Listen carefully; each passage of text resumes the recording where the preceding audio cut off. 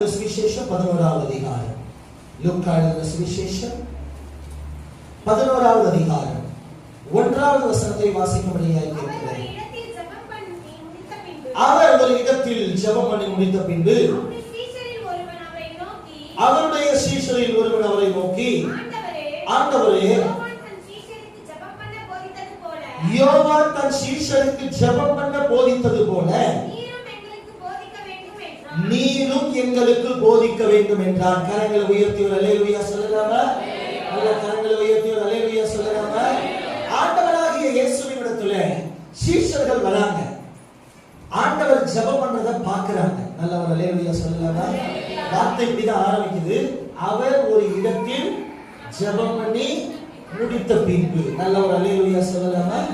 அவர் ஒரு இடத்தில் ஜெபம் பண்ணி முடித்த பின்பு. அப்ப இயேசு ஜெபிக்கிறார். அவருடைய ஜெப வாழ்க்கை வித்தியாசமான ஒரு வாழ்க்கை.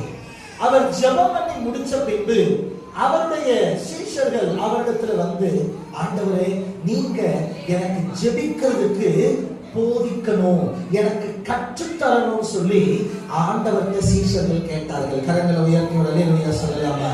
நல்ல கரங்களை உயர்த்தி ஒரு அல்லேலூயா சொல்லலாமா? எனக்கு அன்பான கர்த்தருடைய பிள்ளைகளே, நீங்க ஜெபிக்கணும்னா முதல்ல ஜெபிக்கணும்ன்ற ஆசை உங்களுக்கு வரணும். நல்ல ஒரு அல்லேலூயா சொல்லலாமா? நல்ல ஒரு அல்லேலூயா சொல்லலாமா? நல்ல ஒரு அல்லேலூயா சொல்லலாமா?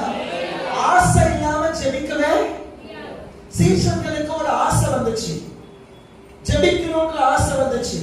ஏன்னா ஏசப்பா ஜெபம் பண்ணதை அவங்க என்ன பண்றாங்க, பாக்குறாங்க. அவர் ஜெபம் பண்ணி முடிச்சதும் இவங்களுக்குள்ள ஒரு விருப்பம் வந்துச்சு. ஆஹா, ஏசப்பா இவ்வளவு அழகா ஜெபம் பண்றாரு.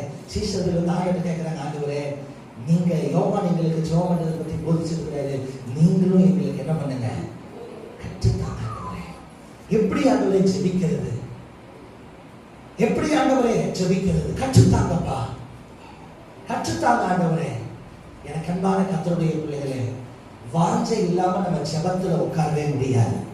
இன்னைக்கு ஏன் நம்மளால ஜெபிக்க முடியல தெரியுமா? ஜெபத்துல ஒரு வாஞ்சை வரணும், ஜெபத்தின் மீது ஒரு ஆசை வரணும். ஆமென். ஸ்தோத்திரம்.